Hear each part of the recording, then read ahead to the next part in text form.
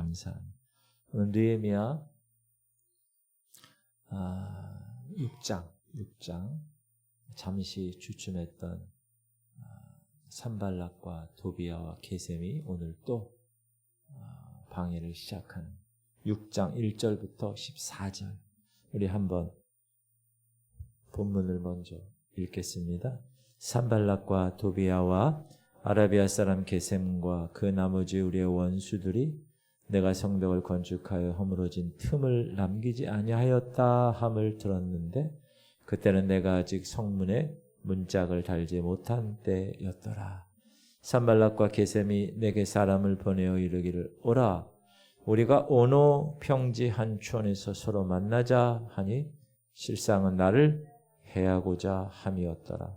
내가 곧 그들에게 사자들을 보내어 이르기를 내가 이제 큰 역사를 하니 내려가지 못하겠노라.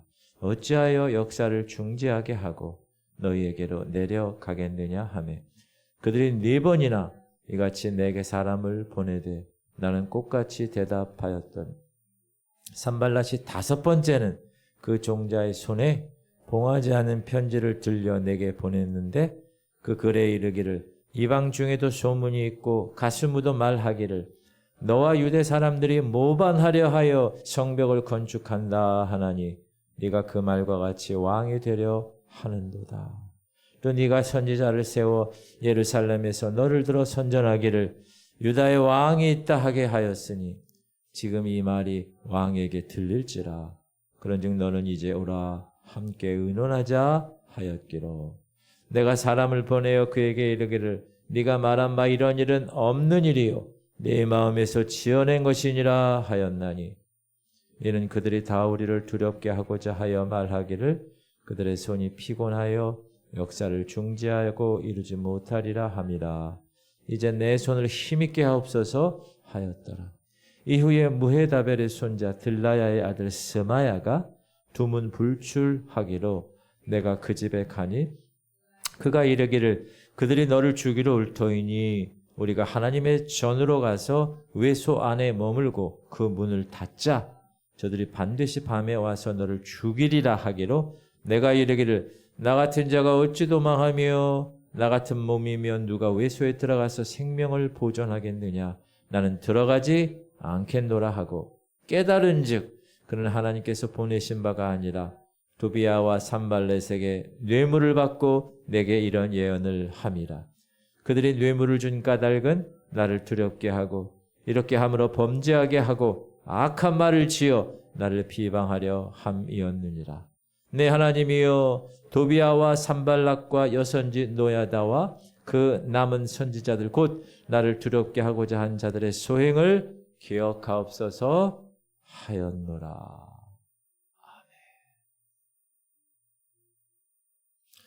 여러분 우리가 하나님 말씀을 많이 접하는데 시편 121편에 이런 말씀이 있어요. 시작.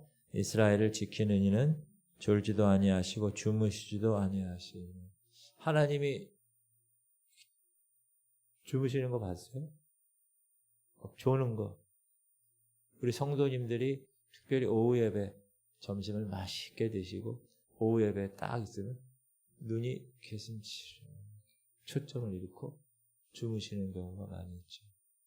사실 저도 여기 앉아 있으면 졸 때도 있잖아요. 다 사람은 그래요. 근데 하나님은 어떻게 해요? 졸지도 아니하시고 주무시지도 아니하시고 24시간 우리를 지켜보고 계신다. 그런데 하나님은 쉬지 않으시고 하나님의 뜻하신 바를 끝까지 인도하셔요. 나는 시온의 의가 빛같이 예루살렘의 구원이 횃불같이 나타나도록 시온을 위하여 잠잠하지 아니하며 예루살렘을 위하여 쉬지 아니할 것. 하나님은 쉬지 않아서 계속 일하세요. 그러고 보면 하나님 부지런하십니다. 우리 인간은 꾀를 내어서 쉬기도 하고 몸이 아프면 또 중단하기도 하는데 하나님 그렇게 하지 않으세요. 그런데 말입니다. 하나님만 쉬지 않는 게 아니라 이 원수 대적, 이 사단도 이에 못지않게 쉬지 않아요. 포기할 줄 몰라요. 그래서 이런 생각을 합니다. 야, 악한 대적이 쉬지 않으니 하나님이 쉬실 수 없겠구나. 그렇죠? 하나님 우리를 보호하시고 졸지도 아니하시고 주무시도 아니하셔서 여러분을 케어하는데 왜? 악한 사단이 여러분을 막 공격하니까 하나님이 주무실 수가 없어. 그 정도. 오늘 본문에 보면 1절에 보면 그 흉측한 삼총사가 또 등장합니다. 시작. 산발락과 도비야와 아라비아 사람 게셈과 그 나머지 우리의 원수들이 내가 성벽을 건축하여 허물어진 틈을 남기지 아니하였다 함을 들었는데. 자, 여러분 느헤미야 그러면 세 사람을 꼭 기억해야 돼요. 머리를 산발란, 그 다음에 야비한 도비야. 눈을 게슴풀에 뜨고 있는 게셈. 3명 시작. 산발랏, 도비야, 게셈. 여러분 여러분 친구 교회 다니는 친구한테 야 너는 산발랏, 도비야, 게셈에 대해서 아니? 한번 물어보세요. 모르면 가르쳐주세요. 이 느헤미야에서 항상 등장하는 사람 산발랏, 도비야, 게셈. 자, 이들이 등장합니다. 자, 이들이 등장했다 하면 뭐가 발생합니까? 방해 공작이 일어납니다. 자, 어떤 방해죠? 수단과 방법을 동원해서 지금 유대인의 성벽 재건을 방해하는 일입니다. 그런데 지금 오늘 상황은 어떤 상황이냐? 1절에 보면 성벽 건축을 다 마치고 이제 뭐만 달면 완성이 되는 거예요? 뭐만 달면? 그때는 내가 아직 성문에 문짝을 달지 못한다. 성벽은 다 만들어졌는데 지금 문짝을 달지 못했어요. 100%가 아니라 98%, 2%가 부족해요. 여러분 제가 2% 부족한 사람입니다. 기도 많이 해주세요. 지금 2%가 부족한데 중요한 건 그 2%가 매우 중요한 부분이라는 여러분 성벽이 있는데 성문이 없어. 성문이 없는 성은 뭐죠? 그건 성이 아니죠. 그거는 그냥 그 안에 갇히는 것밖에 되지 않아요. 성벽을 쌓는 것은 왜 쌓아요? 성을 보호하기 위해서 쌓아요. 그 성문을 왜 내요? 성문은 왔다 갔다 할 수 있게끔. 누가? 우리들만, 아군만. 적군이 왔다 갔다 하면 어떻게 돼요? 그러면 문제가 생기지. 근데 지금 2% 부족, 성벽은 쌓는데 성문이 없어. 어차피 너도 나도 다 드나들 수 있으니 쌓은 성벽 무슨 소용이 있는가? 그러니까 뻥 뚫려 있는 거. 거기 문짝을 달아야 되는 거. 제가 지난주도 말씀드렸지만 성을 재건한다라는 것은 오늘 우리에게 무슨 의미를 줍니까? 제가 지난주 강조했어요. 공동체 의식이라고 말씀드렸어요. 성을 재건한다는 것은 그리스도인의 공동체. 어디예요? 교회. 교회를 세워나가는 것에 비유될 수가 있어요. 교회 문 있죠. 제가 여기 딱 들어올 때 항상 문을 열고 할렐루야 주님 감사합니다. 여기는 누구만 와요? 따라합시다. 아무나 와도 좋소. 여러분 여기 누가 딱 들어왔는데 신분증 좀 보여주세요. 누구십니까? 이래요? 교회가? 아니에요. 어떻게 됐어요? 들어오세요. 교회 문은 활짝 열려 있습니다. 누구나 들어올 수 있게끔. 그런데 그래서 신천지 같은 이단도 정말 성도같이 들어와요. 앉아 있어요. 우리 교회는 좀 이게 규모가 크지 않아서 탁 누가 안 왔는지 안 왔는지 잘 아는데 규모가 큰 데는 누가 왔는지 안 왔는지 모르잖아요. 그러면 새로운 사람들이 앉아 있으면 저 사람이 신천지인지 구천지인지 뭐 그냥 알 수가 없어요. 혹시 이 자리에 그런 분이 있다면 자수해서 광명 찾으시기 바랍니다. 손 들어보세요. 네. 자, 그럼 교회의 문은 무엇입니까? 교회의 문은 예수님이 직접 말씀하셨어요. 시작. 그러므로 예수께서 다시 이르시되 내가 진실로 진실로 너에게 말해 나는 양의 문이라. 나보다 먼저 온 자는 다 절도요 강도니 양들이 듣지 아니하였느니라. 예수님을 통하지 않고 들어오는 자는 모두 다 도적이고 강도라는. 예수 그리스도의 복음 외에 다른 목적으로 교회에 들어오는 사람은 뭐죠? 강도라는. 어떤 사람 저쪽에 용인의 어느 큰 교회는 장사하는 분들이 의도적으로 A 교회에 이렇게 좀 있다가 인사하고 우리 식당에 와서 좀 밥 좀 먹어요. 이렇게 한 몇 개월, 한 몇 년 있다가 또 B 교회로 가서 우리 교회, 우리 저 식당에 와서요. 그렇게 교회를 옮기는 데가 있어요. 진짜로. 그럼 뭐죠? 그런 사람은 강도래요. 강도. 사랑하는 성도님들, 교회를 왜 다니십니까? 교회에 무엇을 기대하고 나오셨습니까? 보통 세상에서 성공하기 위해서, 장사 잘 되게 하기 위해서, 돈 많이 벌기 위해서, 청년들 취업 잘 되라고. 그런데 여러분, 지금 제가 말씀드린 건 아쉽게도 교회에서 이런 것들 보장할 수가 없습니다. 이거는 샤머니즘이에요. 샤머니즘. 비나이다. 예, 칠성님께 비나이다.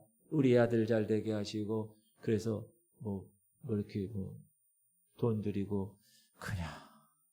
여러분, 교회는 그렇게 그런 목적으로 다니는 게 아닙니다. 사랑하는 성도님들 반드시 기억하세요. 교회는 하나님께서 우리에게 행하신 그 소식이 뭐예요? 구원의 소식.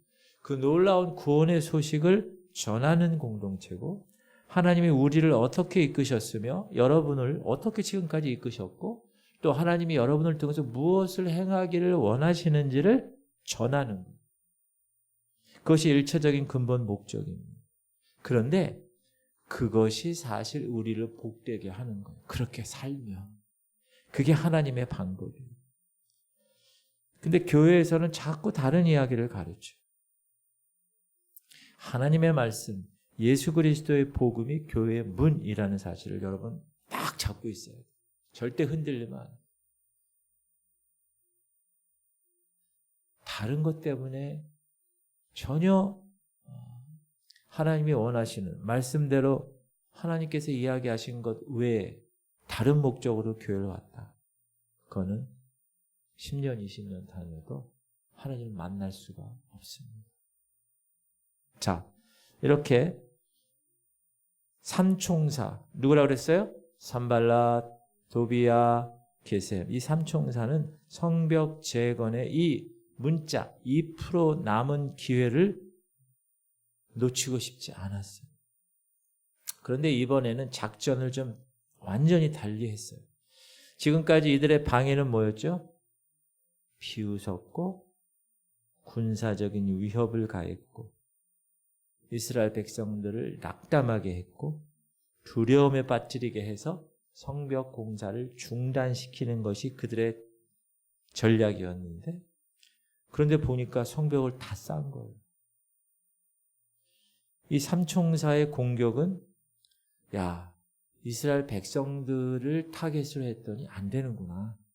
그러면 이제 누구를 타겟으로 집중할까?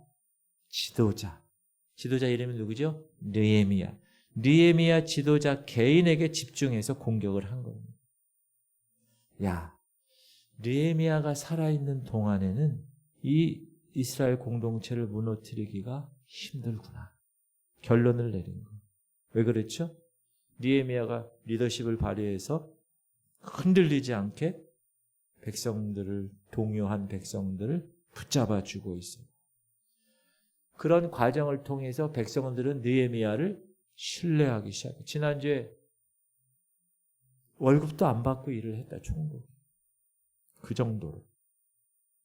그래서 너희들 고리대금업자들, 다시 원위치시켜서 다시 하나님의 법대로 살아라. 그렇게 얘기했을 때 이들이 순종한 거예요.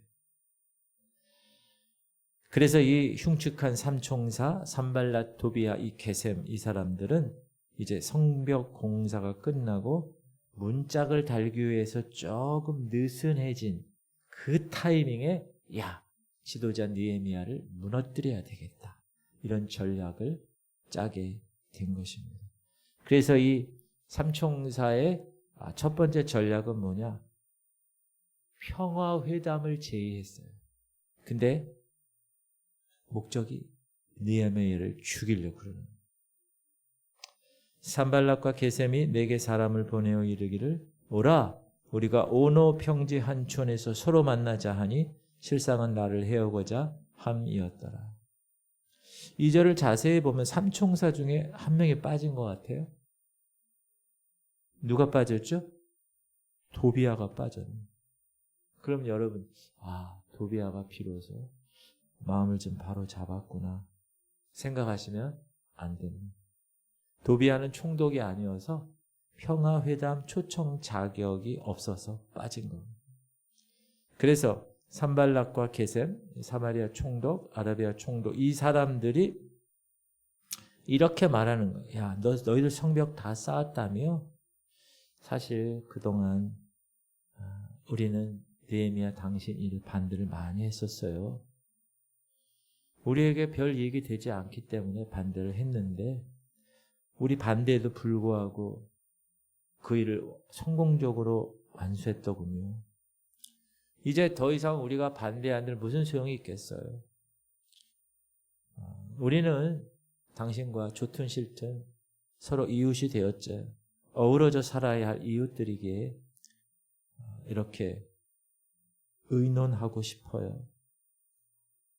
우리는 지방 총독들인데 예루살렘 총독인 당신과 이제 서로 좀 존중하며 함께 살아갈 수밖에 없지 않겠어. 그러니 우리가 중립지대인 오노 평지에서 만납시다. 그리고 어떻게 할 것인가를 한번 의논합시다. 무슨 말이에요? 지난 일 잊어버리고 화해하자는. 근데 사실은 뭐죠? 오노 평지에 불러내서 암살을 시도하려는 음모였어요. 근데 사실 이렇게 상대방이 얘기할 때 이것을 분별하기가 쉬울까요? 어려울까요? 어려워요. 사람의 마음은 모르는 거.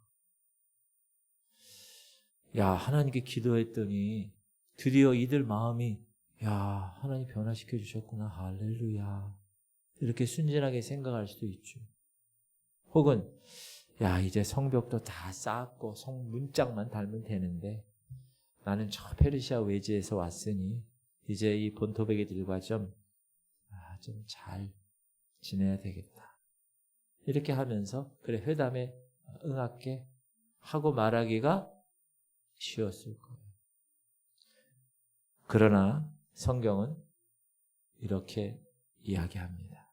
그런즉 선줄로 생각하는 자는 넘어질까? 다시 한번 시작. 그런즉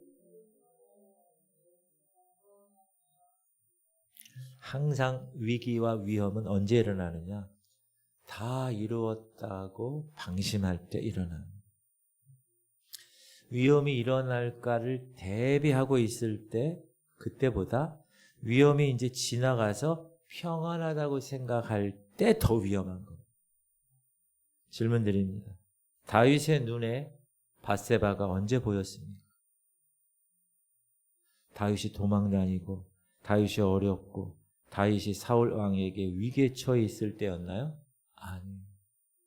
다 모든 거 다 접수하고 승리해서 이제 왕위에 올라서 낮잠 탁 한번 자고 왕궁을 거닐 때 옥상에서 누굴 본 거예요? 밧세바가 본 거예요. 질문 드립니다. 요셉이 언제 유혹을 당했어요? 미세스 룻 보디발에게? 보디발 장군의 신뢰를 얻어가지고 집안에 있는 모든 거는 자기 와이프 빼고 다 맡겨서 총무로. 돈, 가방, 계좌, 통장, 인감도장 전부 다 맡겼어요. 그만큼 신뢰했다는. 그때 유혹을 당합니다. 엘리야가 로뎀나무에서 뭐 했어요? 로뎀나무에 가서 엘리야가 주여 죽여주십시오. 왜 그렇게 기도했죠? 왕비 이세벨이 죽인다고 하니까 도망친 거예요. 왕비 이세벨이 왜 죽인다고 그랬죠? 850명 바알과 아세라 선지자와 싸움에서 불로써 응답하옵소서. 엘리야의 하나님 짠짠 엘리야의 하나님 할 때 불이 막 내려와가지고 그때 승리했어요. 승리하고 났는데 왕비 이세벨이 이놈의 엘리야 다 죽여야 되겠다. 그 얘기를 듣고 그렇게 승리한 사람이 어떻게 했어요? 도망갔어요. 뒤도 안 돌아보고 도망갔어요. 그 로뎀나무에서 아유 주님 죽여주십시오. 목회자들 세계에서도 보면 처음에 개척하거나 처음에 청빙 받아서 교회 처음에 갈 때는 막 부흥이 막 일어나요. 막 그래요. 근데 나중에 시간이 지나서 다 평안해졌은 것 같아요. 뒤안길이 좋지 못한 목회자들을 자주 봅니다. 왜 이런 일이 일어나죠? 그 이유가 뭘까요? 따라합시다. 선줄로 착각했다. 한 번 더. 선줄로 착각했다. 사랑하는 성도님, 우리도 마찬가지입니다. 무엇인가를 이룬 것 같을 때 내 마음이 뿌듯해. 막 그게 막 밀려올 때 스스로 자랑스러워. 나 참 잘했어. 그래서 뭔가 보상이 주어질 것 같을 때, 야, 하나님 이거. 바로 그때가 가장 위험한데. 지구촌 교회가 제가 와서 3년 동안, 그렇게 마이너스 되던 재정이 막 플러스가 되고, 막 성도들도 막 조금씩 늘어나고, 뿌듯하고, 자랑스럽고, 그때가 가장 위험한 거예요. 사랑하는 성도님들 반드시 기억하십시오. 우리는 스스로 설 수 없는 사람들입니다. 하나님 의지하지 않고는 서 있을 수 없는 사람이 우리예요. 세상은 지금 사단이 난리를 피우는 것이에요. 우리 스스로 거기 가서 뭐 한번 맨투맨 해볼까? 한번? 그 뭐라 그러죠? 완다이 한번 깎아 그러나요? 한번 해볼까? 100점 100패입니다. 100점 100패. 어떻게 해야 됩니까? 주님이 함께 하십니다. 기억하세요, 여러분? 우리 교회 지금 평안하고 너무너무 좋죠? 이때 기도도 많이 해야 돼요. 기도도 많이 해야 되고 더 예배 사모하고. 여러분 예배 사모하고 기도 하루에 뭐 얼마 하세요? 근데 어떻게 하나님과 동행할 수 있어요? 더 바짝 긴장해야 돼요. 자, 느헤미야는 이 총독들이 평화회담을 맺자. 어디 평지에서? 오노 평지에서 평화회담을 맺자는 그럴싸한 제안에 뭐라고 대답했습니까? Oh no 이렇게 대답했어요. 웃어야 되는데 안 웃네. 다시. 평화회담을 어디서 열자고 그랬어요? 오노 평화에서 평지에서 오노 그랬더니 느헤미야가 제안한 거에 대해서 Oh no 몇 번이나? 4번이나 동일하게 Oh no 회담에 응하지 않았어. 3절 시작. 내가 곧 그들에게 사자들을 보내어 이르기를 내가 이제 큰 역사를 하니 내려가지 못하겠노라. 어찌하여 역사를 중지하게 하고 너희에게로 내려가겠느냐 하며 그들이 4번이나 이같이 내게 사람을 보내되 나는 꽃같이 대답하였더니 어떻게 대답했어요? Oh no 대답 안 합니다.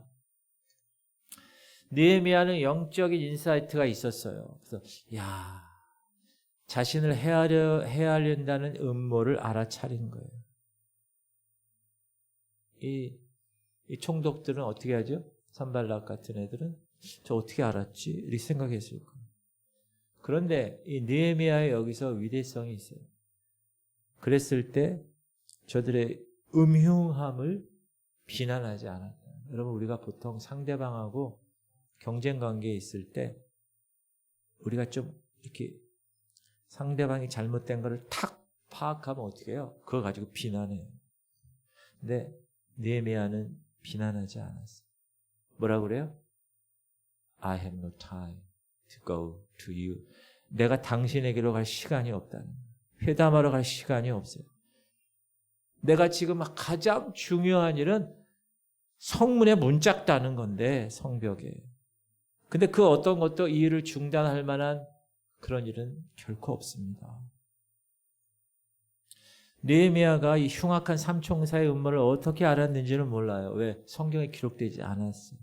그러나 분명한 것은 뭐냐? 느헤미야 자신이 주님이 주신 사명, 목적, 충실했어요. 지금 내가 할 일은 회담이 아니야. 지금 내가 할 일은 성문을 달아서 내게 맡겨진 성벽 재건을 마무리하는 게 내가 할 일이야. 그걸 정확하게 알았다.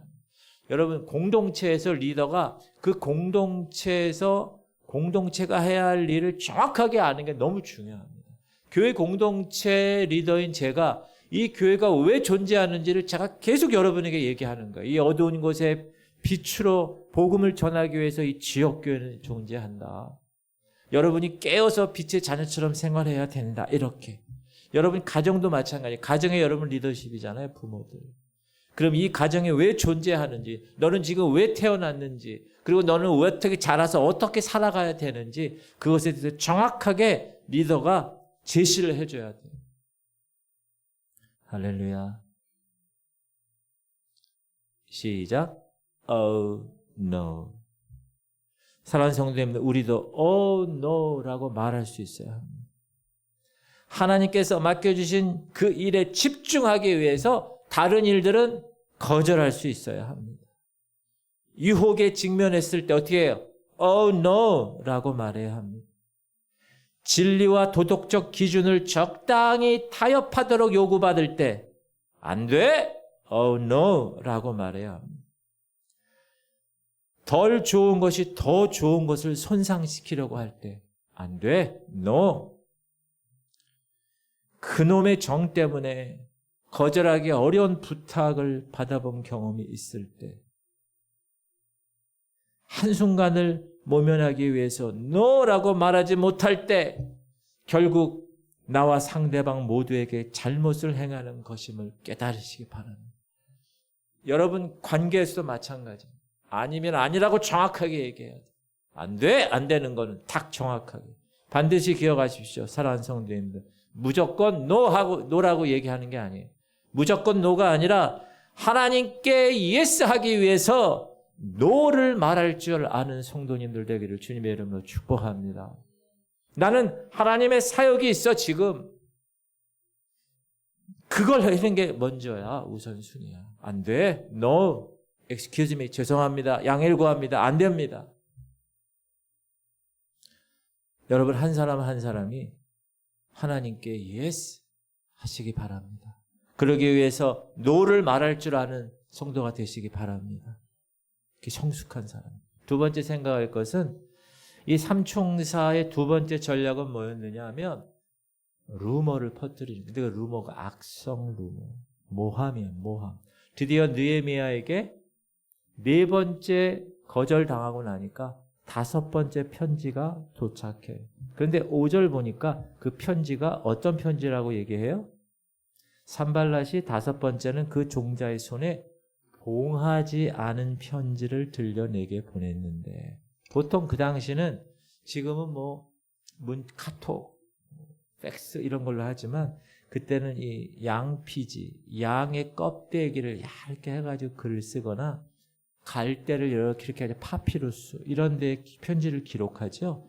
그래서 편지가 그렇게 돼가지고 이게 훼손당하면 안 되니까 이 비단으로 만든 이런데 가방 같은 주머니에 이렇게 싸서 넣어서 이 점토나 밀랍으로 임봉을 해요.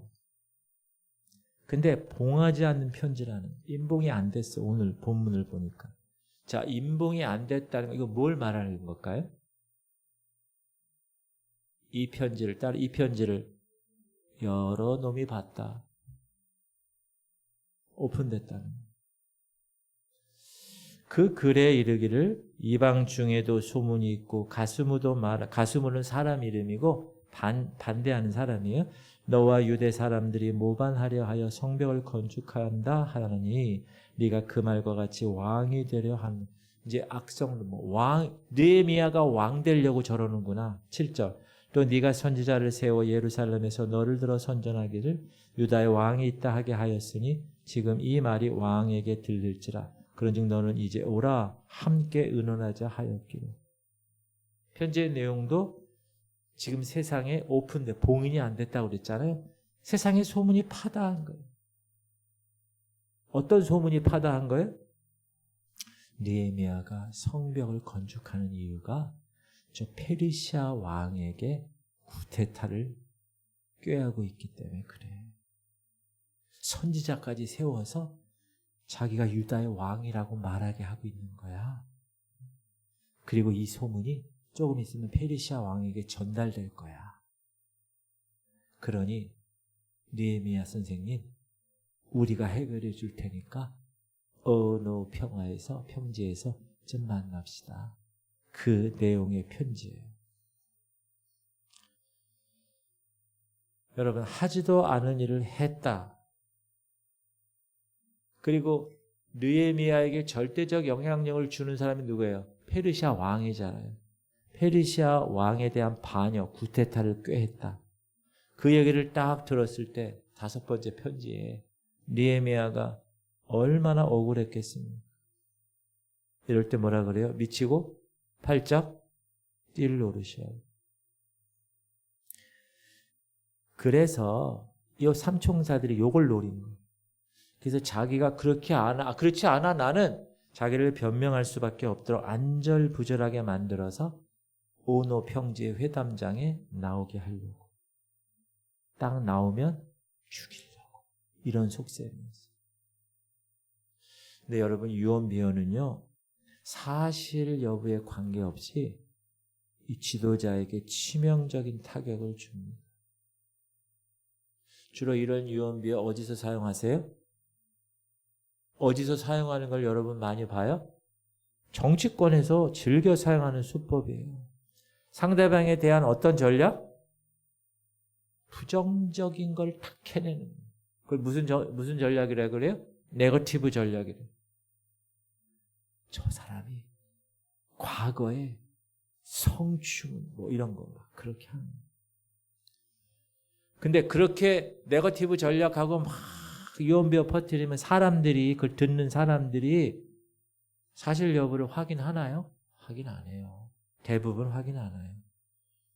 또 확인하기 어려운 점도 있어요. 또 그 당사자가 그거 아니에요.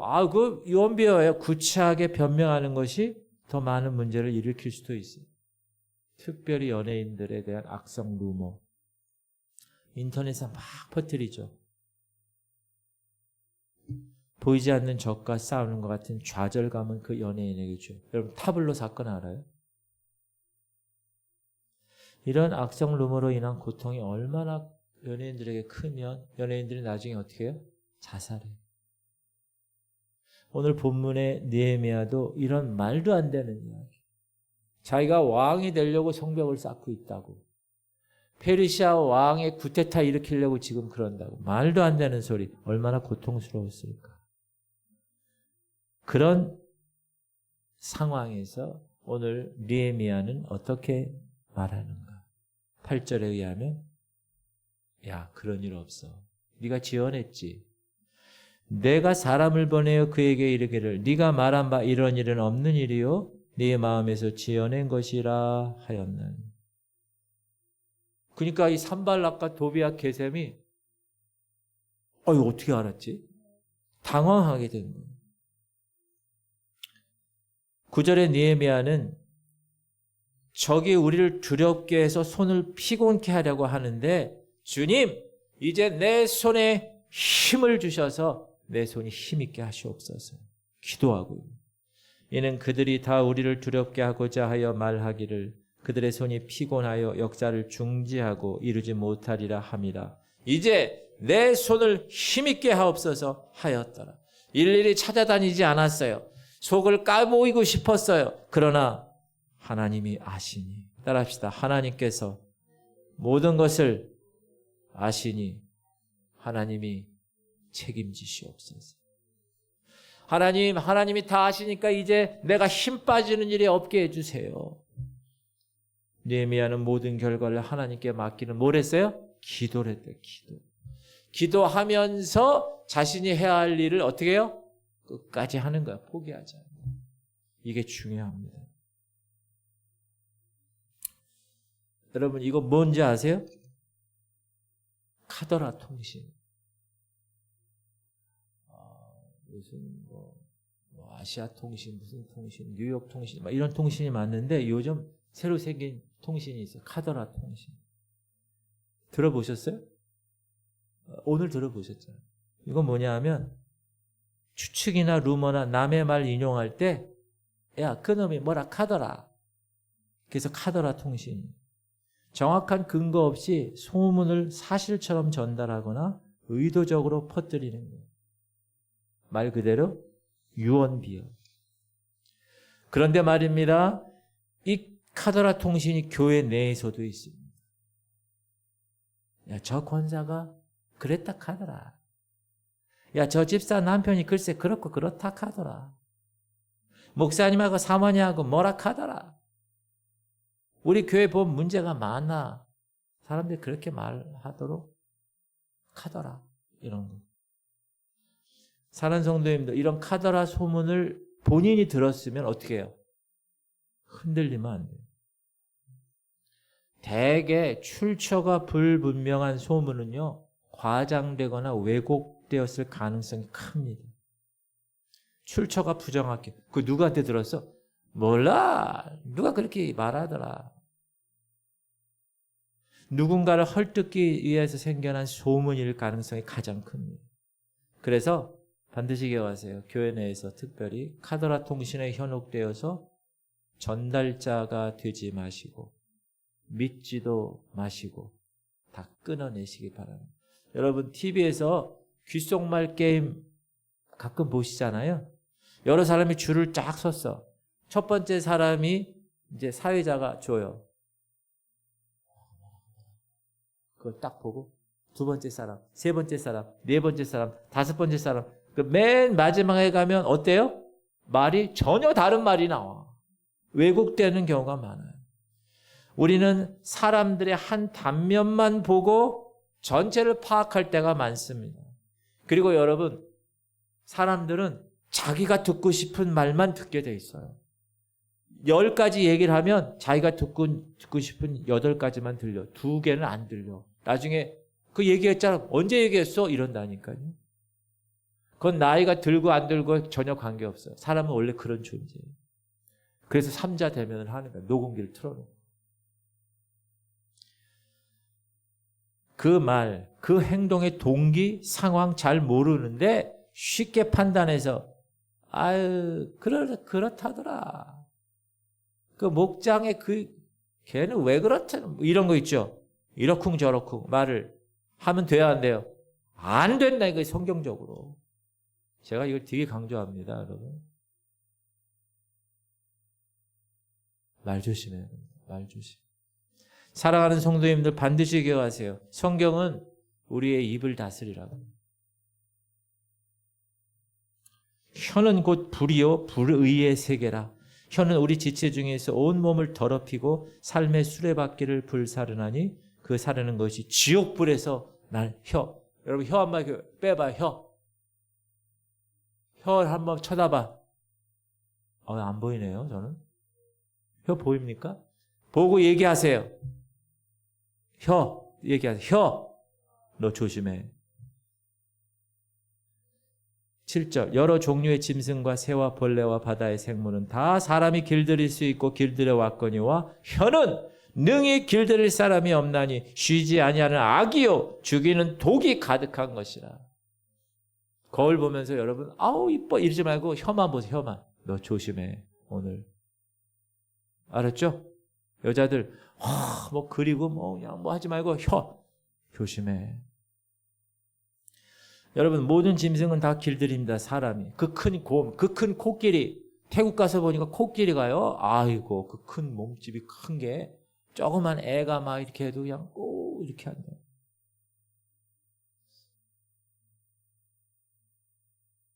근데 새치혀를 길들이기가 가장 어렵습니다.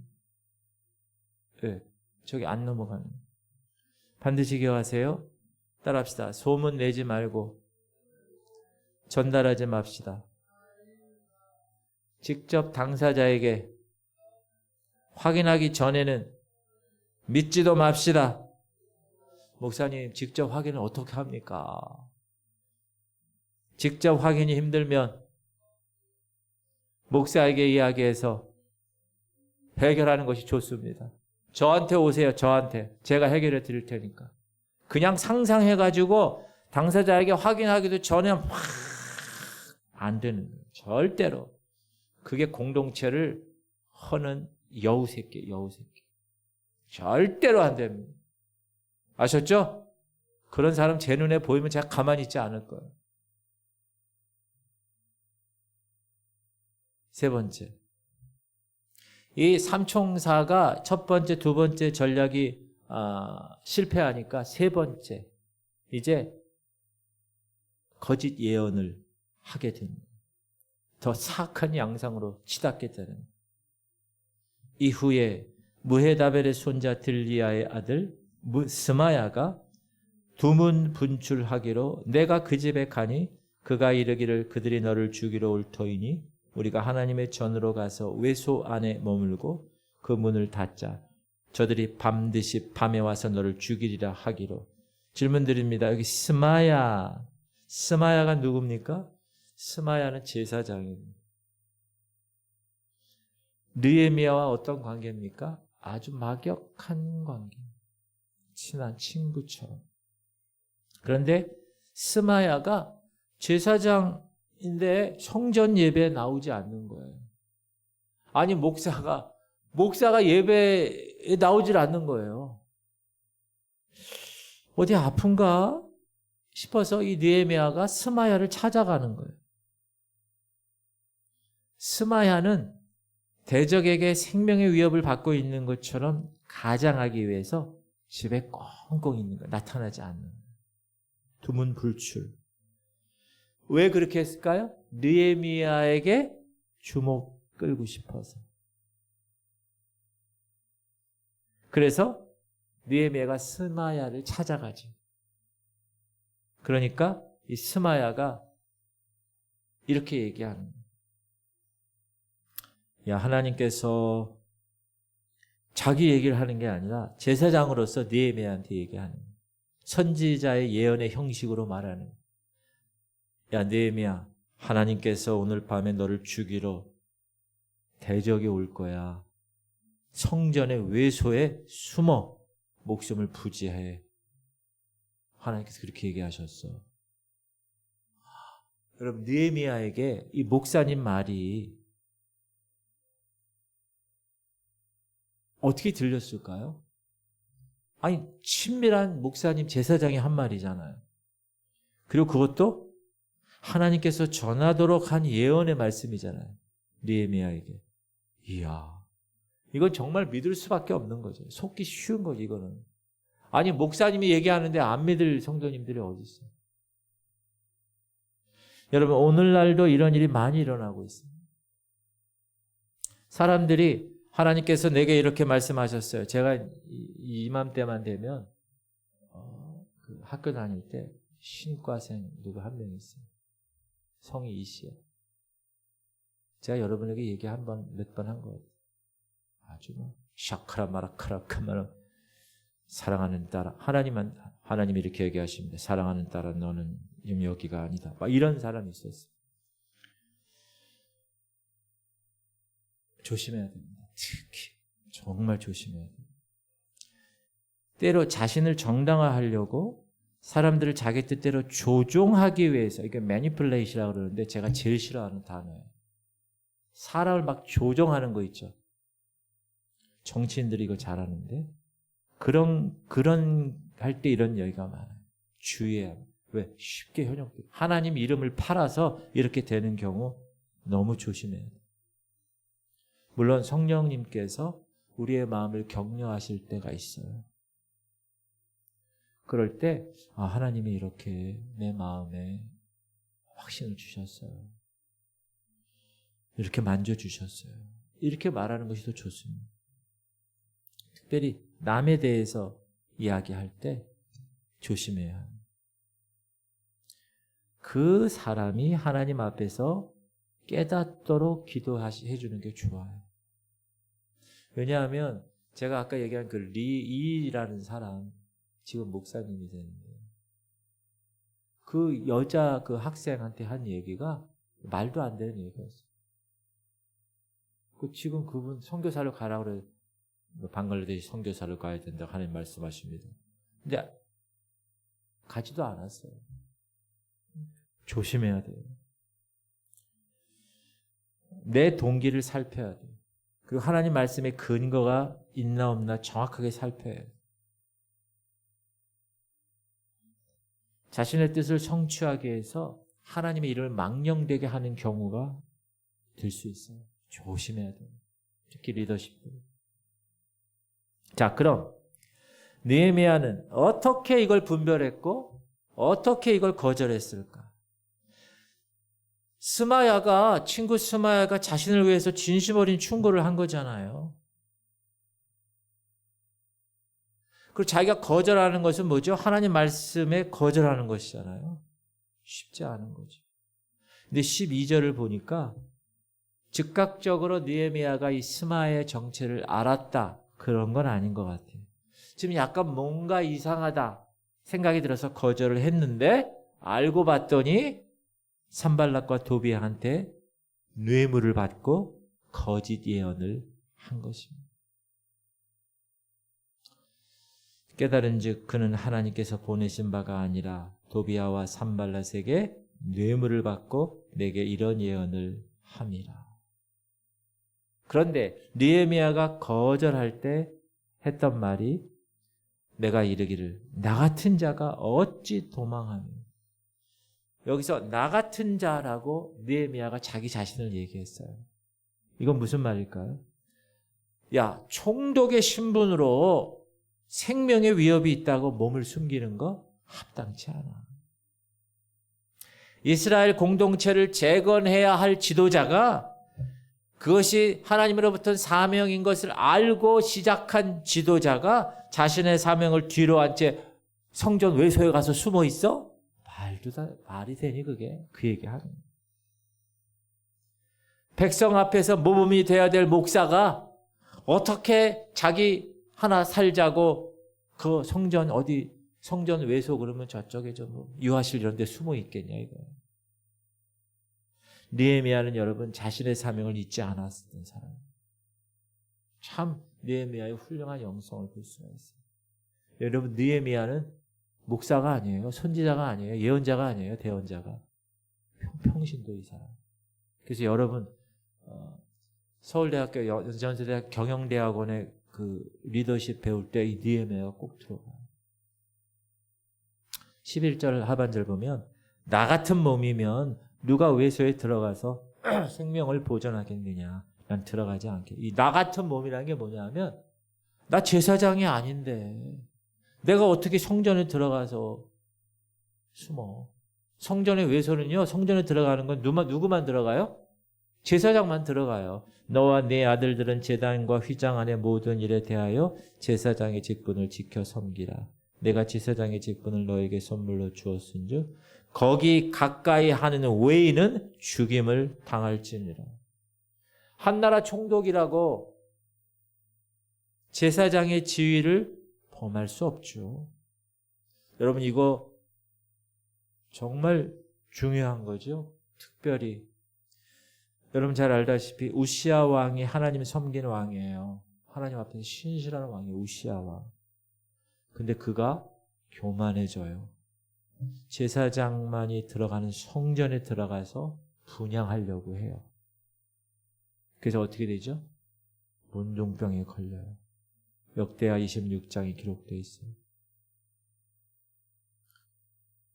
사무엘 선지자가 오지 않으니까 사울이 어떻게 해요? 자기가 제사 드리잖아요. 이거는 하나님 앞에서 범법 행위입니다. 스바야가 제사장이니까 야, 제사장이 제안했으니까 뭐 들어가도 정당화될 수 있지 않느냐? 아니에요. 느헤미야는 이렇게 얘기하는 거예요. 야, 이런 식으로 내가 생명 보존한들 뭐 하겠냐? 만약에 느헤미야가 성전 외소에 숨어서 생명을 보존했어. 사실이 알려졌어. 그럼 어떻게 되죠? 총독의 지위를 악용했다고 소문이 날 거고 지도자로서 치명상을 입게 될 것입니다. 결국 이스라엘 공동체 내부의 갈등과 분열이 일으키는 계기가 되었을 거예요. 근데 느헤미야는 그렇게 하지 않았어요. 여기서 중요한 거, 여러분 지금 이거 너무 중요한 얘기예요.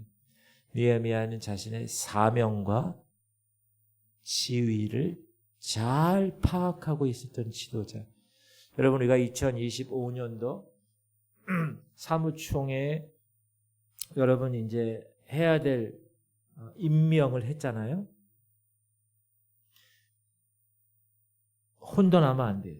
사명과 지위를 혼돈하면 안 돼요. 근데 대부분 사람들이 혼동해서 자신의 사명은 망각하고 자신의 가진 지위를 특권처럼 사용합니다. 목사가 목사의 사명에 완벽하게 일을 해야 되는데 목사의 지위만을 붙들고 있다. 안 된다는 거예요. 근데 느헤미야는 자기의 사명을 다하면서도 자신의 지위를 벗어나지 않았다는 거예요. 너무나 귀한 겁니다.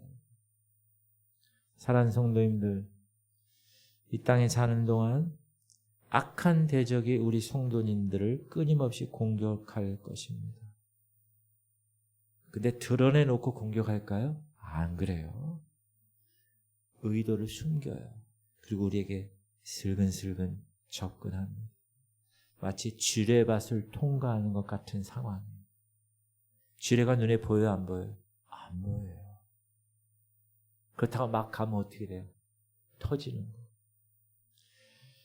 이럴 때 내가 하나님의 자녀라고 너무 방심해서도 안 되지만 그것 때문에 너무 두려워하실 필요도 없습니다.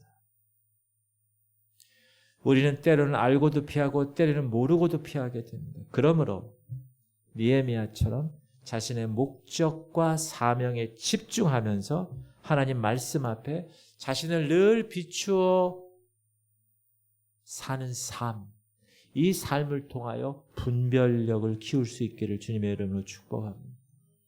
지금 느헤미야는 왠지 어색하고 왠지 부자연스럽고 왠지 이상했어요. 이 삼총사의 이 제안이. 근데 알고 봤더니 함정이었어요. 그게 분별력이 생겼기 때문에.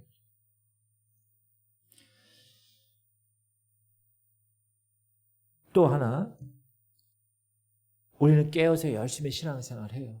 그런데 우리의 한계를 뛰어넘는 게 있어요. 우리가 할 수 없는. 우리의 능력을 초월하는 게 있다고요. 그럴 때는 어떻게 해요? 따라합시다. 하나님께 맡기자. 우리가 해서 해야 할 일은 우리가 해야 돼요. 그러나 우리가 하지 못할 일은 뛰어넘는 일은 하나님께 맡기는 거예요. 특별히 여러분 영적 분별력을 갖기를 주님의 이름으로 축복합니다. 그거는 영적으로 깨어있는 사람에게만 하나님이 주시는 거예요. 저는 특별히 새벽 기도할 때 하나님이 많은 생각을 분별력을 주세요. 제가 생각하지 않아요. 근데 하나님이 다 생각하게 해주셔. 제가 우리 교회 목회하는 것, 성도님들 돌보는 것, 지방의 임원으로 일할 때 이렇게 또 경인신학교에서 뭐 하고 이러는 거 있잖아. 이러는 게 새벽에 하나님이 착 인사이트를 계속 주세요. 너무나 감사해요, 저는. 놓칠 수 있는 것들을 하나님, 난 생각을 안 한 거야. 근데 하나님이 갑자기 탁 생각하게 해주세요. 얼마나 감사한지 몰라요. 사랑하는 성도님들, 하나님은 졸지도 않고 주무시지도 않고 우리를 지키시는 분이십니다. 그래서 우리가 해야 할 일은 뭐냐? 하나님께서 주신 그 자리, 그것을 특권으로 생각하지 않고 그것을 사명으로 여겨서 열심히 섬기는 거예요. 그 주님 말씀 앞에서 내 자신을 계속 살피는 거야. 그럴 때 분별력이 생깁니다. 그렇게 함으로 악한 대적의 지뢰밭 같은 그 험한 세상 속에서도 느헤미야처럼 자신의 역할을 성취해 나가는 그런 성도가 될 수 있는 것입니다.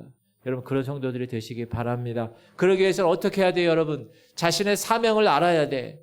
그리고 최선을 다해서 그 사명을 이루기 위해서 애써야 됩니다. 기도 많이 하셔야 돼요. 그리고 말씀을 항상 묵상해야 돼요. 아, 오늘 공동체 성경 읽기 위해서 하나님 이렇게 말씀하셨지. 그래. 그렇게 살자. 계속적으로. 황재희 집사님, 여러분 그 성경 한 권 쓴 거 보셨죠? 이야. 글씨 한번 보세요. 얼마나 이쁘게 썼는지.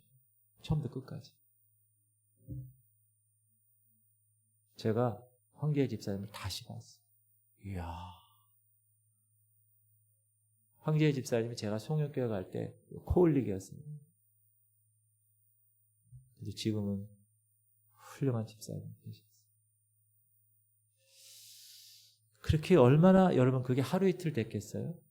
그렇죠? 몇 년 동안 막 썼겠어요? 정성을 다해서 썼겠죠. 하나님이 그걸 보시고 그 가정에 놀라운 은혜를 부어주실 줄 믿습니다.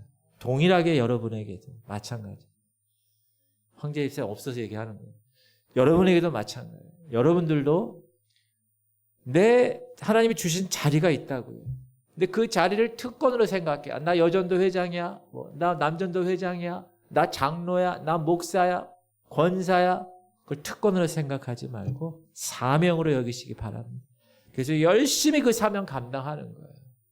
늘 깨어서 말씀으로 내 자신을 살필 때 하나님은 느헤미야처럼 그런 oh no 회담에 빠지지 않게 분별력을 주시는 거예요. 얼마나 귀한 말씀입니다. 저는 여러분들이 홀로 스스로 신앙생활을 멋지게 펼쳐나가는 모습을 보기 원합니다. 그게 목회자의 꿈이에요. 성도 한 사람 한 사람. 부모가 그러잖아요. 자녀들이 부모의 도움 없이도 자기 스스로 그 자기의 길을 개척해 나가는 그 모습을 보면 부모가 어때요? 훌륭하다. 우리 아들, 우리 딸. 마찬가지로. 목회자는 그래요. 여러분, 오늘 느헤미야 놀라운 하나님의 거룩한 리더십, 이 시대에 그런 느헤미야들이 되시기를 주님의 이름으로 축복합니다. 기도합시다.